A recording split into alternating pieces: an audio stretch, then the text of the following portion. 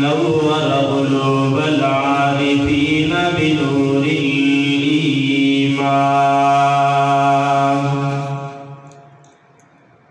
وشرح صدور الصادقين بالتوحيد والإيقان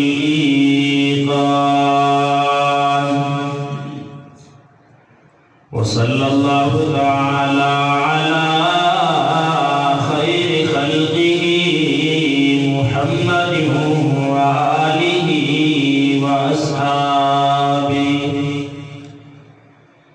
وأصحابه أجمعين. أما بعد فأعوذ بالله من الشيطان الرجيم. بسم الله الرحمن الرحيم.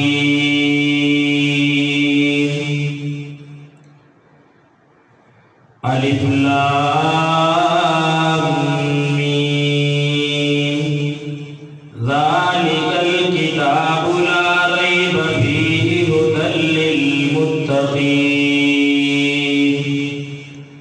الذين يؤمنون بالغيب ويقيمون الصلاة ومما رزقناهم ينفقون.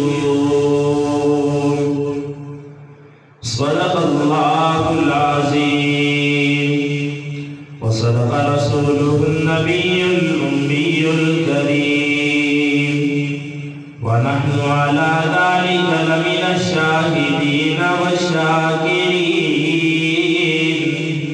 والحمد لله رب العالمين. إن الله وملائكته يصلون على النبي يا أيها الذين آمنوا صلوا عليه وسلموا تسليما. درود پاک اللهم صل على محمد وعلى آل محمد كما صليت على إبراهيم وعلى آل إبراهيم إنك حميد مجيد. اللهم بارك على محمد وعلى آل محمد كما باركت على إبراهيم وعلى آل إبراهيم إنك حميد مجيد. يا ربي صل وسلم دائما أبدا على حبيبك خير الخلق كلهم. هو الحبيب الذي ترجى شفاعته لكل حول من الأحوال مقتحم. یا رب یہ التجا ہے یا رب یہ التجا ہے گر کرم تو کرے وہ بات دے زباں کو جو دل پہ اثر کرے. الہی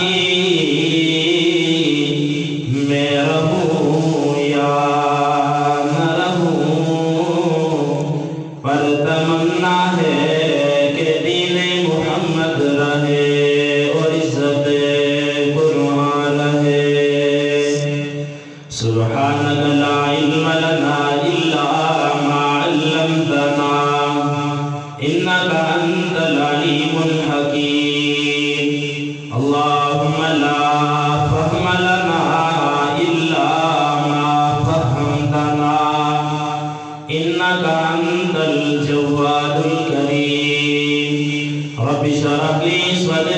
ويسر لي أمري واحلل عقدة من لساني يفقهوا قولي رب زدني علما رب زدني علما رب زدني علما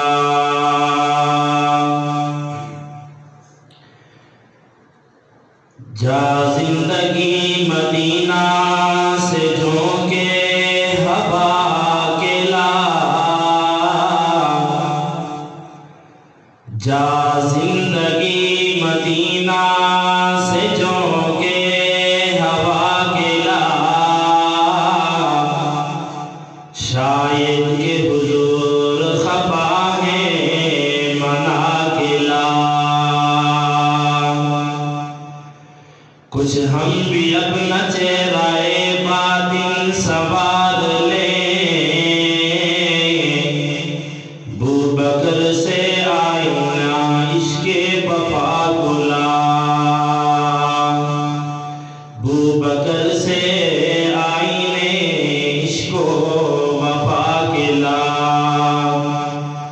دنیا مسلمہ پہ بہت ہی تنگ ہو گئی دنیا مسلمہ پہ بہت ہی تنگ ہو گئی فاروق اعظم کے دور کے وہ نقشے اٹھا کے لا جن سے گناہ نے ہمیں محروم کر دیا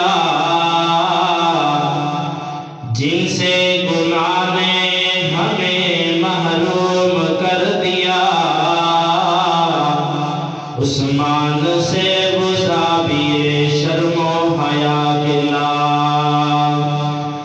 مغرب کی گلیوں میں مارا مارا نہ پھر اے گدائے علم مغرب کی گلیوں میں مارا مارا نہ پھر اے گدائے علم دروازہ علم سے خیرات جا کے لا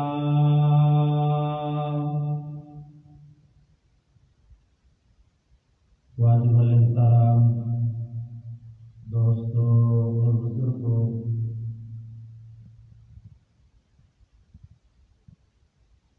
جہاں تک میری آواز جا رہی ہے گھروں کے اندر سننے والی میری غیرت مند بابردار عزت مآب ماؤں اور بہنوں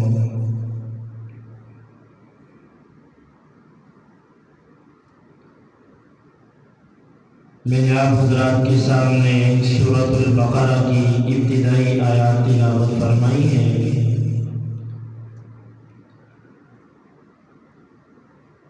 اللہ رب العزت سے دعا گو ہوں کہ اللہ رب العزت مجھے حق و سچ بیان کرنے کی اور اس کے بعد مجھ سمیت ہم سب کو اس کے اوپر عمل پیرا ہونے کی توفیق نصیب فرمائے آپ حضرات کے سامنے درس قرآن کا ایک سلسلہ شروع کیا ہے اور اس کی ترتیب یہ رکھی ہے کہ جو صورت آئے کیونکہ عقائد کے حوالے سے میں نے باتیں کرنی ہیں بندے کا عقیدہ اور نظریہ ٹھیک ہو تو نجات ہوگی اگر عقیدہ اور نظریہ خراب ہوا تو نجات نہیں ہوگی تو اس لیے اگر ایک عقائد کو لے کر اگر ہم چلیں تو اس میں بہت سارا ہمارا وقت بھی لگے گا ٹائم بھی لگے گا تو اب کوشش یہ ہوگی کہ ہمارا وقت جو ہے وہ سورت کے اندر جو اہم مضامین ہیں اور سورت کا جو خلاصہ ہے وہ آپ کے سامنے بیان کر کے اور پھر جو واقعات ہیں ان واقعات سے ہمیں کیا سبق ملتا ہے ان پر بات کر کے اپنی بات کو آگے چلایا جائے، تاکہ ہمیں کم از کم یہ تو پتہ چلے کہ قرآن ہم سے کیا کہہ رہا ہے، قرآن ہم سے کیا تقاضے کر رہا ہے، تاکہ ہمیں بات سمجھ میں آئے۔ پہلی بات یہ سمجھیں کہ سورہ بقرہ کا نام البقرہ کیوں رکھا؟ بقرہ عربی زبان میں گائے کو کہتے ہیں۔ اللہ رب العزت نے اس سورت میں گائے کا ایک واقعہ ذکر فرمایا اور وہ واقعہ بیان کرنے کی وجہ سے اس سورت کا نام سورۃ البقرہ یعنی گائے والی سورت رکھا گیا۔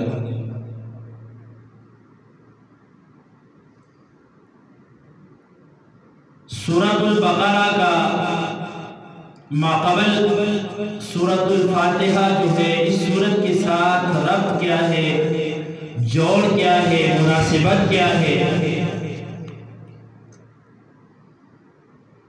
کوئی بھی آدمی جب گفتگو کرتا ہے تو اس کی گفتگو میں آپس میں جوڑ ہوتا ہے، ربط ہوتا ہے۔ اگر اس کی گفتگو میں جوڑ نہ ہو، ربط نہ ہو تو اس کی بات کو سمجھنا مشکل ہو جاتا ہے۔ کوئی بھی صاحب فصاحت اور بلاغت والا کوئی بھی کلام ادا کرے، اس کے کلام میں آپ کو جوڑ نظر آئے گا،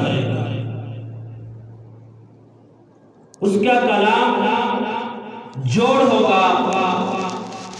تو اب یہ سورت اس کا ماقبل سورت کے ساتھ ربط کیا ہے؟ کیونکہ قرآن اللہ کا کلام ہے، تو یہ تو نہیں ہو سکتا کہ اللہ اپنے بندوں سے مخاطب ہو، اپنے بندوں سے جب کلام کرے تو اس کے کلام میں ربط نہ ہو، جوڑ نہ ہو، یہ نہیں ہو سکتا۔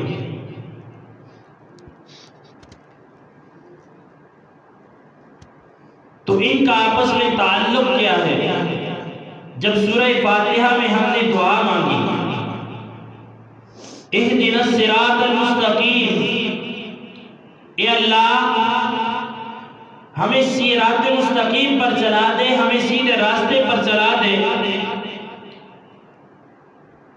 اور ہدایت کی دعا کے جواب میں اللہ رب العزت نے فرمایا جو تم نے صراط مستقیم سورہ فاتحہ میں جو مجھ سے مانگا ہے وہ صراط مستقیم تمہیں ملے گا۔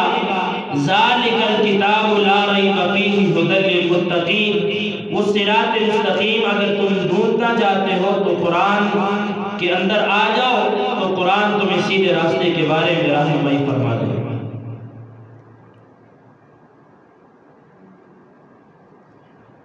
تو یہ دعا انسان مانگے تو اللہ اسے صراط مستقیم عطا فرماتے ہیں۔ اگر یہ دعا مانگنا بندہ چھوڑ دے تو اللہ اسے سیدھا راستہ پھر نہیں دکھائے۔ تو اس لیے ہمیں چاہیے ہم سیدھا راستہ تلاش کرنے کی کوشش کریں، ہدایت کے راستے کی تلاش کریں، ہدایت کو حاصل کرنے کی کوشش کریں، اور وہ اسباب اختیار کریں جن سے ہمیں ہدایت ملتی ہے۔ اور تیسری بات یہ سمجھیں کہ سورۃ البقرہ کے فضائل کیا ہیں۔ ہر سورت کے اپنے فضائل ہیں، قرآن کریم کے فضائل ہیں ہی، لیکن ہر سورت کے الگ الگ بھی فضائل ہیں۔ اس وقت دو فضیلتیں ذہن نشین فرما لیں۔ حضرت ابو ہریرہ رضی اللہ تعالیٰ عنہ فرماتے ہیں نبی کریم صلی اللہ علیہ وسلم نے ارشاد فرمایا لا تجعلوا بیوتکم مقابر، کہ اپنے گھروں کو قبرستان نہ بناؤ، اپنے گھروں کو قبرستان مت بناؤ۔ کیا مطلب؟ کہ گھروں کے اندر قرآن پڑھا کرو۔ آج ہم نے قرآن کو پڑھنا چھوڑ دیا، آج ہمارے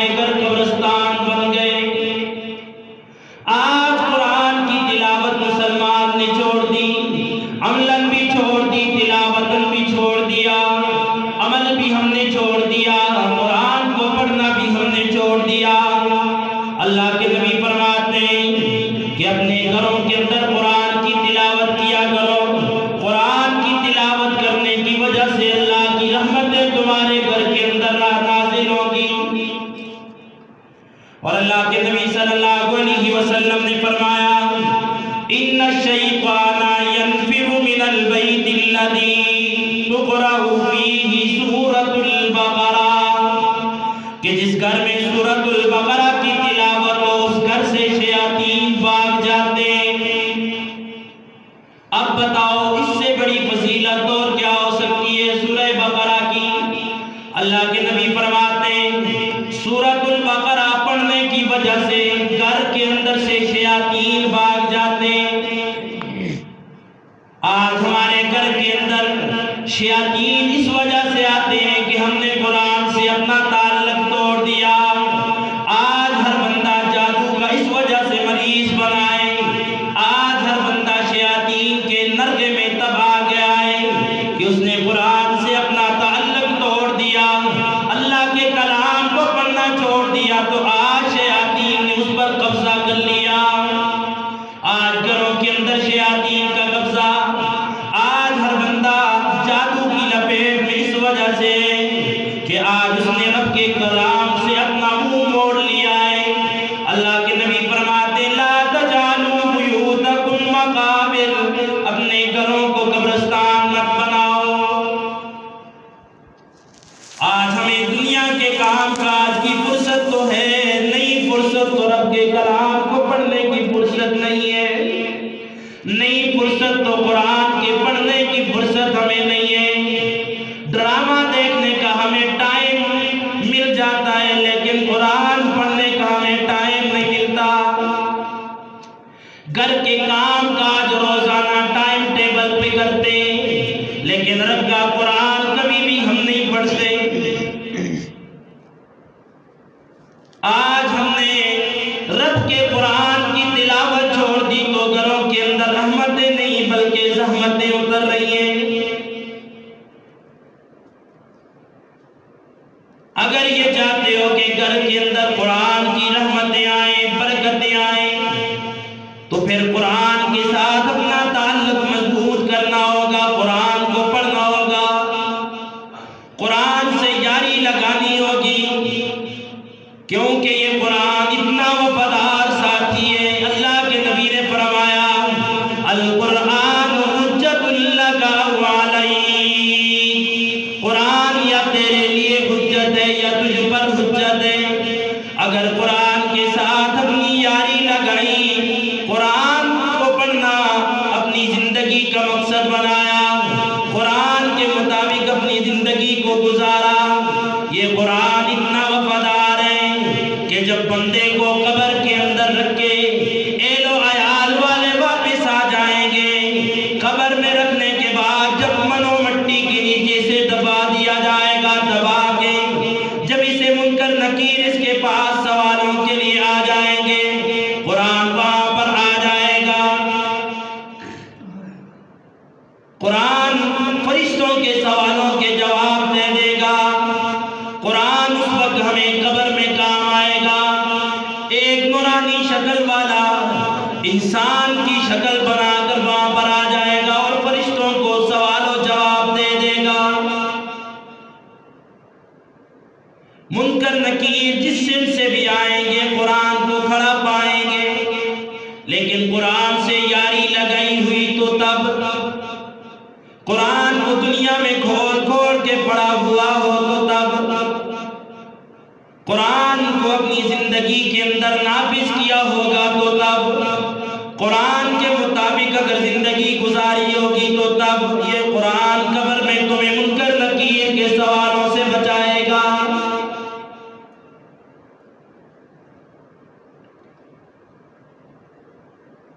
یہ قرآن تو بڑا وفادار ہے، اور قیامت والے دن اللہ کے نبی نے فرمایا یہ قرآن دو بندوں کے بارے میں، یہ قرآن ایسا ہے جس کے بارے میں شفاعت کرے گا اللہ قبول فرمائیں گے، جس کے بارے میں جھگڑا کرے گا اللہ اس کا جھگڑا بھی قبول فرمائیں گے۔ اگر شفاعت کی قرآن کے ساتھ دنیا میں اپنا تعلق بنایا ہوگا تو قرآن کہے گا ربا یہ وہ لوگ ہیں جنہوں نے دنیا میں مجھے پڑھتے رہے، میرا ساتھ اپنا تعلق ان کا مضبوط تھا، میرے حکموں کے مطابق یہ زندگیاں گزارتے رہے، ربا آج میں تیرا کلام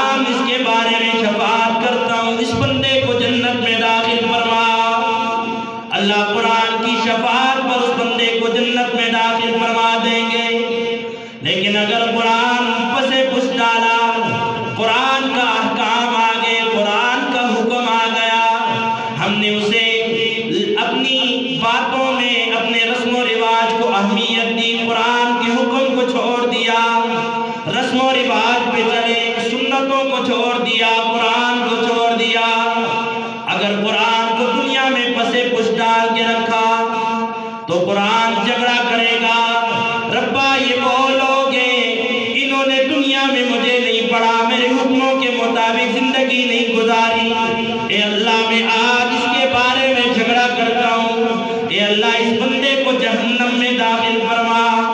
اللہ اس وقت قرآن کی جھگڑے کی وجہ سے اس بندے کو جہنم میں داخل فرما دیں گے۔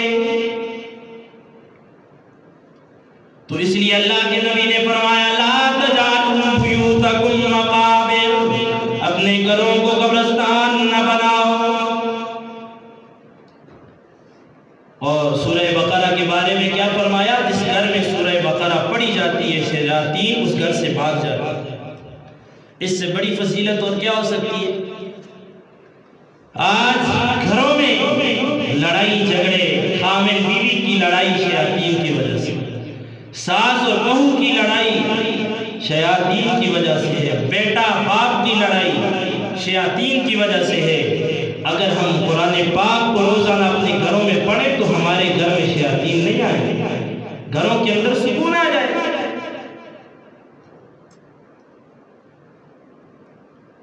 ایک بندہ ہمارے پاس آ جاتا ہے،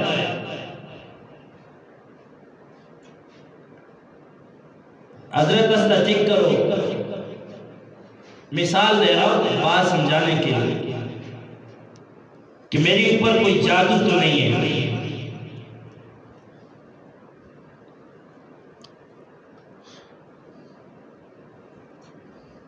تو میں نے اس سے پوچھا بتاؤ حضرت صاحب گھر میں ٹی وی رکھی ہوئی ہے؟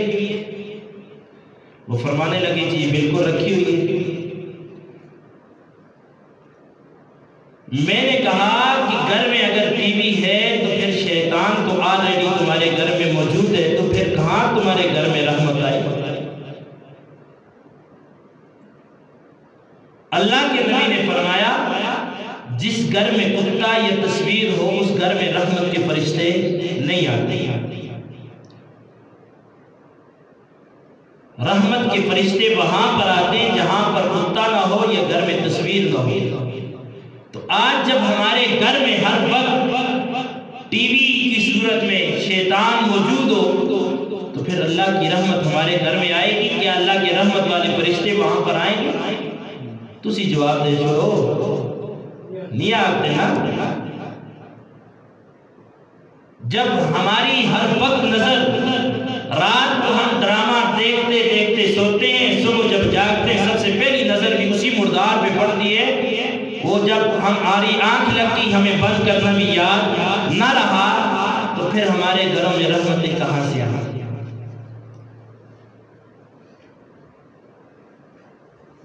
پہلے ہمیں اپنے گھر میں رحمت اگر اللہ کی لانی ہے تو اس مردار کو گھر سے نکالنا پڑے گا، اس شیطان کو اپنے گھر سے رخصت کرنا پڑے گا، تب جا کے اللہ کی رحمت ہمارے گھر میں آئے۔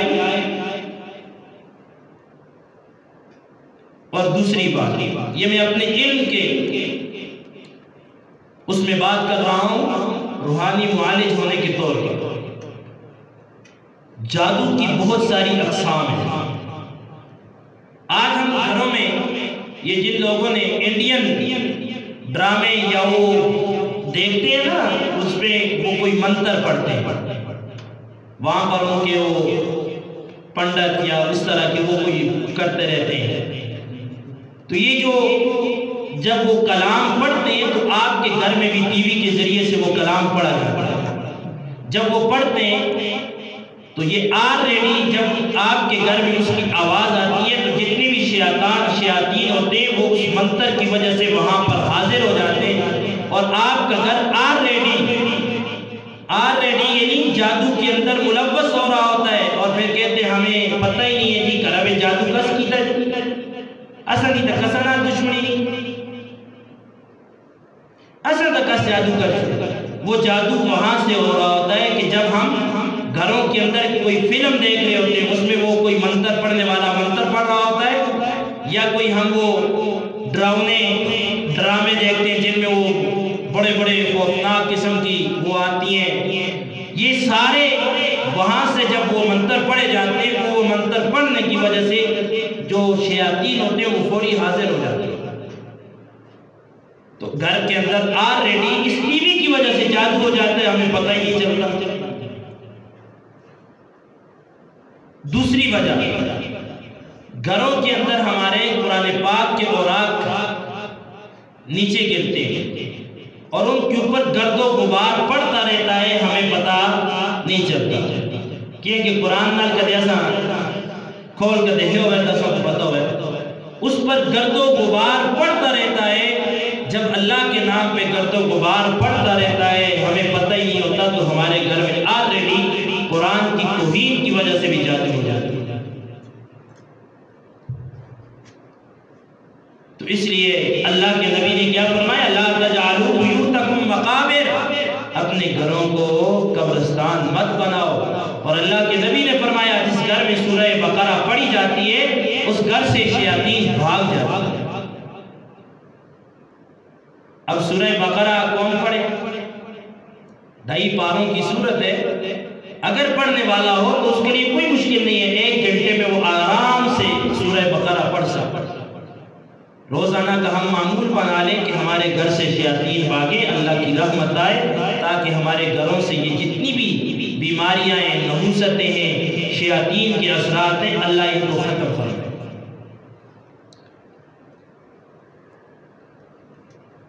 تو اب گھروں کے اندر ہم نے گناہوں کی یہ نحوست کو بھی رکھا ہوا ہے، گناہوں کو چھوڑ نہیں سکتے، پرہیز ہم کرتے نہیں، اور پھر ہم یہ کہتے ہیں کہ ہم کسی طرح ٹھیک ہو جائیں۔ اب ایک بندہ ڈاکٹر کے پاس جائے، ڈاکٹر اسے کہے گا جی بھائی آپ کو شوگر ہے، آپ نے چینی نہیں استعمال کرنی، میٹھا نہیں استعمال کرنی۔ اب وہ چینی نہ چھوڑ سکے اور پھر کہے میں ٹھیک نہیں ہوتا، تو یہ اس کا اپنی غلطی ہے، ڈاکٹر کی غلطی نہیں ہے، کیونکہ یہ پرہیز ہی نہیں کر رہا۔ تو ہم بھی گناہ نہیں چھوڑتے، تو ہم بھی کہتے ہیں کہ ہمارے گھر میں رحمت آئے، تو یہ ممکن نہیں۔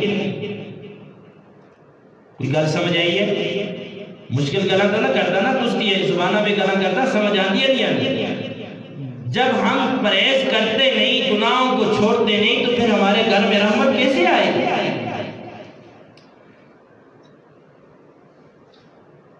رحمت تو تب آئے گی جب ہم اپنے آپ کو گناہوں سے بچائیں گے، جب ہماری گھروں میں ہمارے اپنے وجود پر دن رات اللہ کی لعنت اور پھٹکار برس رہی ہو، تو پھر ہمارے گھر کے اندر رحمت کہاں سے آئے گی؟ اس لیے یہ پہلا کام کہ قرآن پاک کو اپنے گھروں کے اندر تلاوت پڑھنے کا معمول بناؤ، قرآن سے اپنی یاری لگاؤ۔ یہ بڑا وفادار ہے، جو اس کے ساتھ وفا کرے گا قرآن بھی اس کے ساتھ وفا کرے گا، جو اس کے ساتھ وفا نہیں کرے گا تو قرآن اس کے ساتھ وفا نہیں کرے گا۔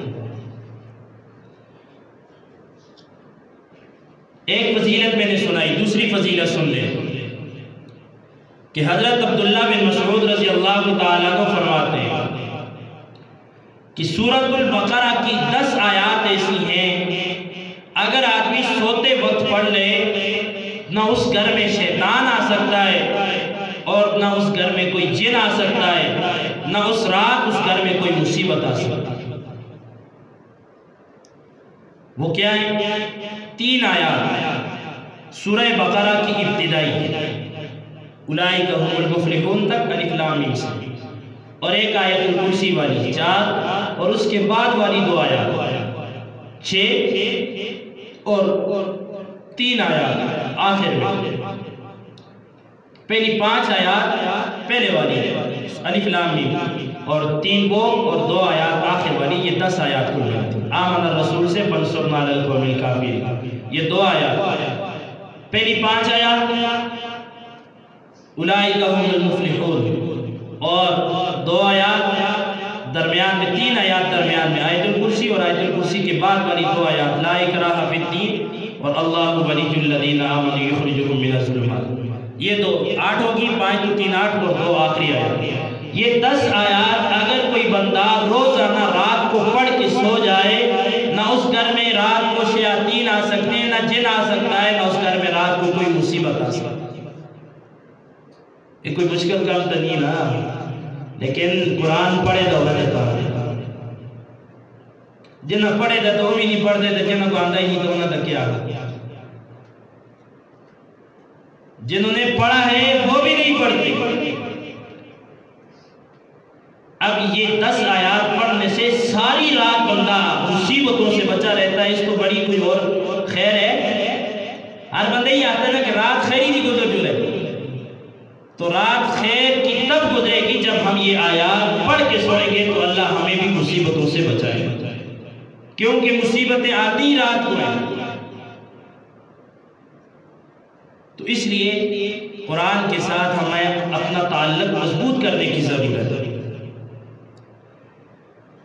اب سورۃ البقرہ کے اہم واقعات کون سے ہیں؟ تو اللہ رب العزت نے سورہ بقرہ میں بہت سارے واقعات بیان فرمائے، لیکن ان میں سے 4 واقعات بڑے مشہور ہیں جن سے ہمیں بہت سارے اسباق ملیں گے۔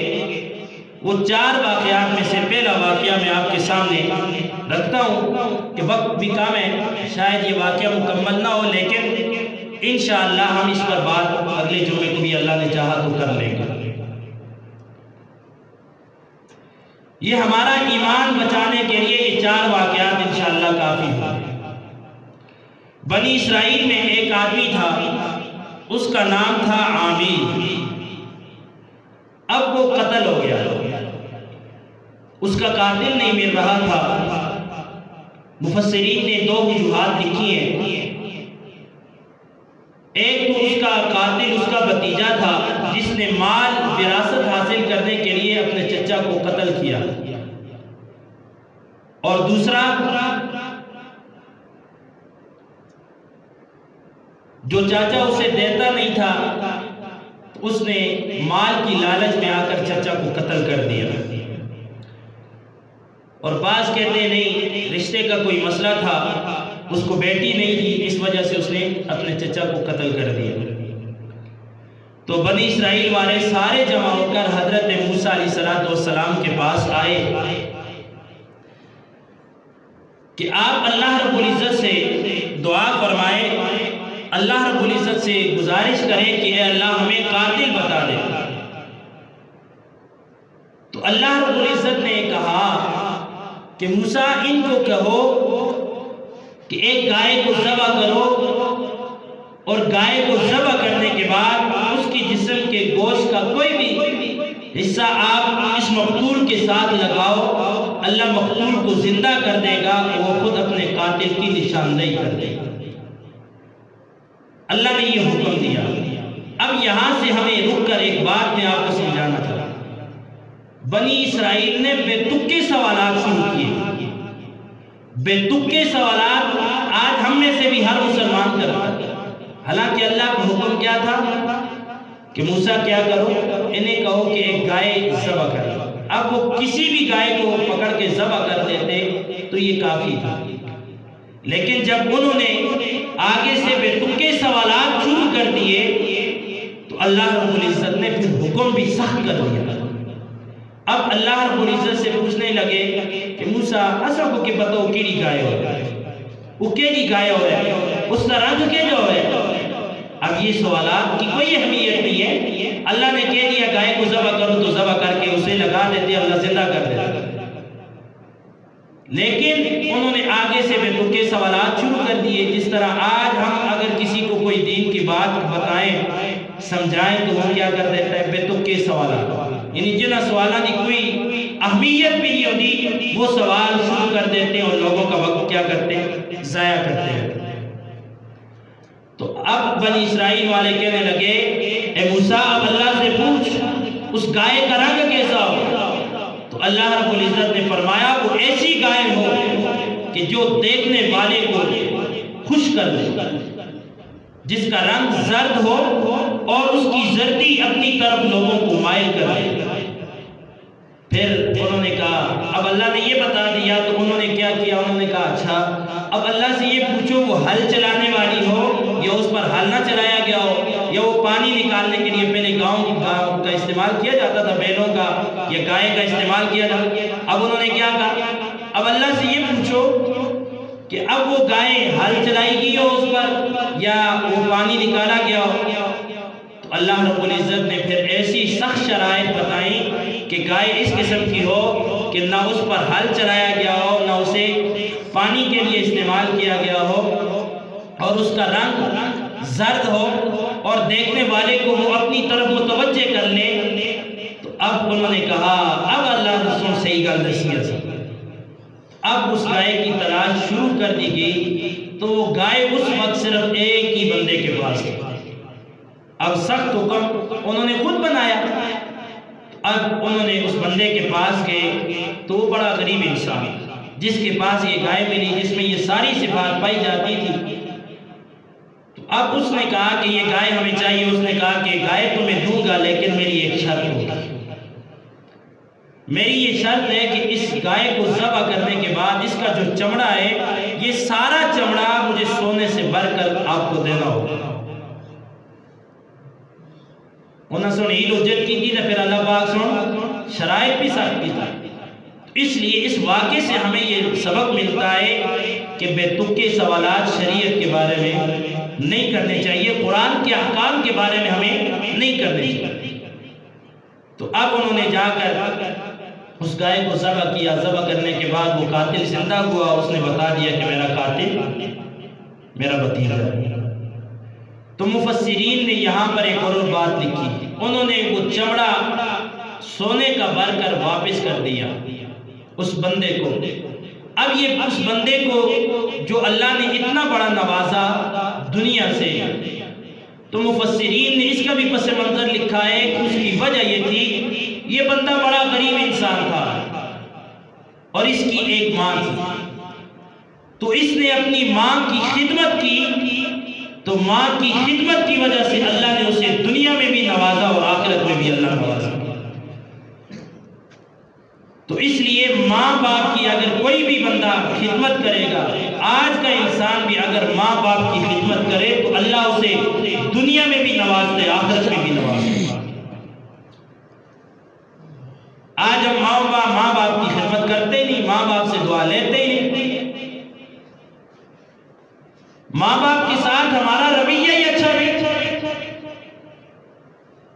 حالانکہ قرآن اور اللہ کے نبی فرما رہے ہیں، حالانکہ قرآن پاک میں اللہ نے اپنی توحید کے ساتھ والدین کا ذکر کیا، اور اللہ کے نبی نے فرمایا کہ اپنے ماں کے ساتھ اس نے سلوک کرو، باپ کے ساتھ اس نے سلوک کرو، اس پر فضائل سنائے۔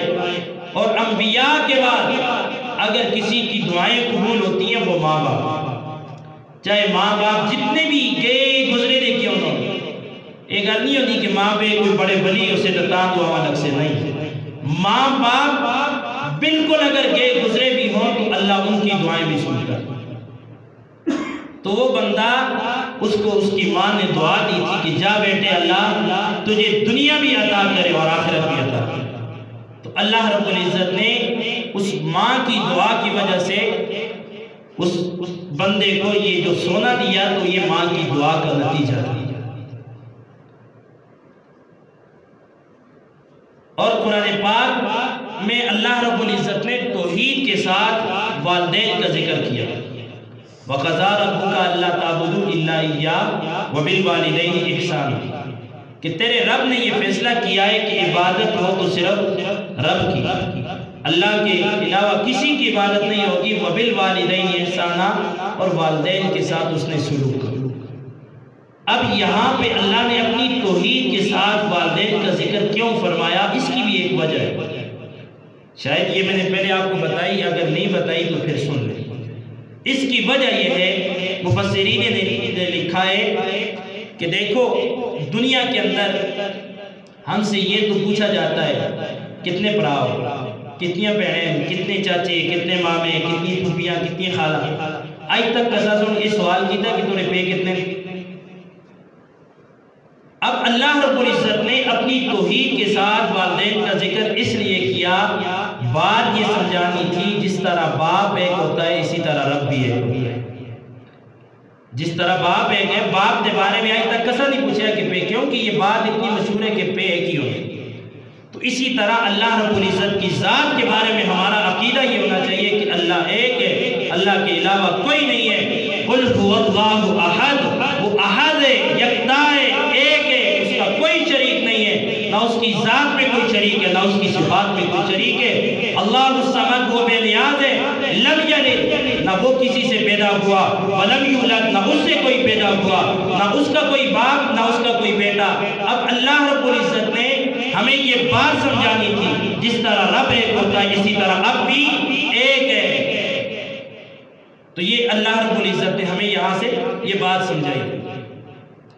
تو آج ہم نے ماں باپ کو اہمیت دینا چھوڑ دی، ماں باپ کی دعاواں کرنا خیر ایسی کہتے ہیں لیکن دعاواں کٹی کرتی۔ اس لیے ماں باپ سے دعائیں جتنی ہو سکتی ہیں لے لو۔ اے آج میں تس کے سامنے بیٹھے رہا، یہ مارا کوئی کمال نہیں ہے، یہ ماری موبی دی دعا ہے۔ تسی اس شاید کو اس گلہ کو کسی گپ شپ پہ کہو، لیکن یہ اللہ سنا اگر آج کو نوازے دے مارے تا اگر کوئی اللہ کرم کیتے دے تو یہ ماری موبی دی دعا ہے، اور کچھ بھی نہیں ماری، کوئی کمال نہیں۔ میں اپنی مری حیثیت ہی کوئی نہیں، اوقات ہی کوئی نہیں، لیکن یہ ماں باپ کی دعا میں کہ جنہی آجا سب چلا رہی۔ اور یہ ماں باپ کی دعا اس تا پتہ اس وقت لگتا ہے نا جس وقت ماں پہ چلے جائے۔ حضرت موسیٰ علیہ السلام کوئی طور پر جاتے تھے نا، جب تک ماں زندہ تھی اللہ رب العزت نے کبھی نہیں کہا کہ موسیٰ تمہارے کو لانے دے تھوڑا سنبھل کے۔ جب ماں فوت ہوئی نا اس کے بعد جب آنے لگے تو اللہ رب العزت نے فرمایا موسیٰ اب طور پر آتے وقت ذرا دھیان سے آیا کر، سنبھل کے آیا کر۔ اللہ رب العزت سے پوچھا اللہ جی وہ کیوں؟ کہا موسیٰ جب تو پہلے آتا تھا تیری بوڑھی ماں کے ہاتھ اٹھ جاتے تھے کہ اللہ میرے موسیٰ کی حفاظت فرما، تمہیں حفاظت فرماتا تھا۔ آج تیری بوڑھی ماں کے ہاتھ تجھ سے اٹھ چکے، اب وہ ہاتھ اٹھانے والی بوڑھی نہیں رہی، اب میرے پاس آتے وقت ذرا سنبھل کے آیا۔ اسی تو سمجھے ہیں شاید ماں پہ تو سب کو کیا پتہ ہے کہ ماں تو سب کو کس طرح پالے ہے، کتنی مشقت اور کتنی مشکلات میں تمہیں ماں باپ نے پال پوس کے بڑا کیا، آج بڑا ہو جاتا ہے تو کو تو سمجھ ہی کوئی، تو کو تو پتہ ہی نہیں ہے آئیہ بولتا رہے کیا کہ ابا جی انہوں نے پال پوس کا بڑا کیتا ہے، انہوں کو کوئی پتہ نہ آج اتنے بڑے ہو گئے، وہ ابے جی محنت نالا جتا تک بڑا ہو جاتا آج آتا ابا تو کو پتہ ہی کوئی۔ یہ ماں باپ بہت ہی عظیم ہستی ہے، ماں باپ کی ہمیں قدر کرنی چاہیے۔ ماں باپ کے سامنے قرآن اس سے آگے کوئی لفظ نہیں ہے، موضوع ٹائم مختصر ہے کہ قرآن اگر اس سے چھوٹا لفظ ہوتا تو قرآن دیکھو ماں باپ کسی کام کا کہتے ہیں، اب یہ اف کیا ہے؟ اف قرآن کہہ رہا ہے یہ اف بھی نہیں کہنا ماں باپ چے جائے کہ یہ آج جڑیس کی کر رہے ہیں معاشرے کے اندر رہ دیو تو سی سارے اسی علاقے میں رہ دیو، آج تو سی اردے پردے نظر دوڑاؤ شاید استے دیاتا میں تو پھر تھوڑا عمل ہے کر دے نہیں تبھی موقعی نافرمانی، لیکن تھوڑے شہر میں تسی اتنا بالا کوٹا دے ادھر ادھر دے واقعات میں تسا کو سناؤ تسی حیران و پریشان ہو دلو کیا موقعی نہ بولا سے سن کر۔ یہ قرآن کہہ رہا ہے کہ اپنے ماں باپ کے سامنے اف بھی نہ کرنا، وَلَا تَنْهَرْهُمَا، اور انہیں جھڑکنا بھی نہیں، ڈانٹنا بھی نہیں، فَلَا تَقُلْ لَهُمَا اف، میں کم کرنا، یہ میں بھی نہیں کرنی۔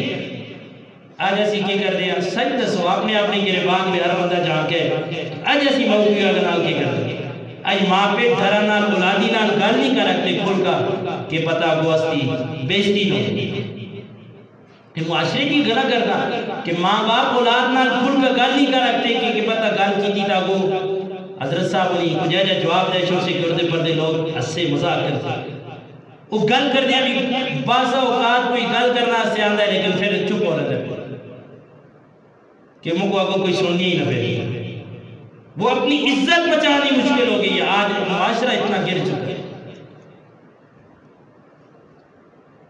تو اس لیے ہمیں اس واقعے سے یہ پتا چلا کہ ماں باپ کی دعا جتنی چاہو جب تک ماں باپ موجود ہیں دعائیں لے سکتے. یہ ضروری نہیں ہوتا کہ تسی ابو کو آہو کہ ابو مرے واسطے دعا کریں. بایزید بستامی رحمت اللہ تعالیٰ نے ولی نہیں تھے.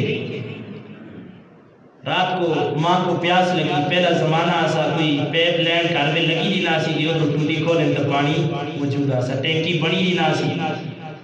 ماں کو پیاس لگی رات کو کہا بایزید پانی. تو وہ اٹھے دیکھا گڑا مٹی نے کڑے ہو دیا سے وہ کڑے میں پانی بھی. تو انہوں نے اٹھائے وہ پانی کا گڑا اٹھایا اور پانی لینے کے لیے چلے گئے. تو اب وہ پانی لے کر جب آئے تو ماں سو چکی تھی. پھر موت کی آگ لگی. تو اب انہوں نے کہا سوچا اگر میں سوتا ہوں تو شاید بایزید کی قسمت سو جائے. تو ماں کو جگایا بھی نہیں. وہیں پہ گلاس پانی کا لے کے کھڑے ہو اور صبح تہجد کے وقت بایزید بستامی رحمت اللہ تعالیٰ علیہ کی والدہ کی آنکھ کھلی. دیکھا بیٹا پانی لے کے کھڑا ہے. کہا بیٹے تو سویا نہیں؟ کہا ماں سو جاتا تو قسمت سو جاتی. پانی کا گلاس پکڑا جب کھڑا دیکھا کہ میرا اتنا فرمانبردار بیٹا ہے. تو ماں نے وہ پانی پیا اور پھر اٹھ کے مصلی پہ جب کھڑی ہوئی تہجد کے وقت کہا یا اللہ میرے اس بیٹے کو خود کا ولی بنا دیا. اللہ رب العزت نے زمانے کا مقتدا بنا دیا. اے ماؤ کی جی دعا یہ ضروری نہیں ہوتا کہ کچھ تسی ماؤ کو آہو امی مریا سے دعا کر ابے کو آہو دعا کر. کام ایسے کرو کہ ان کے دل سے دعائیں کریں. آج ایسی آری ہے کہ کتے ناکتے پھر دیا آجی دعا کرے. کام ایسے کرو کہ ماؤ کی جی دلہ میں سے دعا کریں. تو سو کو پتہ ہے اس نے ماں پہ کینی چیز پسند کر دیں جل دیاں کوئی ماؤ کی جی پسند دی چیز کہن جلو تو سو کو آہنا دی ضرورت نہ پیسی دلہ میں سے دعا نہیں کر سکتے. تو اللہ رب العزت سے دعا ہے جو کچھ کہا گیا سنا گیا اللہ مجھ سمیت ہم سب کو اس کی برعمل پیرا ہونے کی توفیق نصیب فرمائے. ہمیں قرآن و سنت کا فہم نصیب فرمائے. قرآن و سنت کے مطابق اللہ ہمیں بھی زندگیاں گزارنے کی توفیق نصیب فرمائے. وآخر دعوانا الحمدللہ رب العالمین.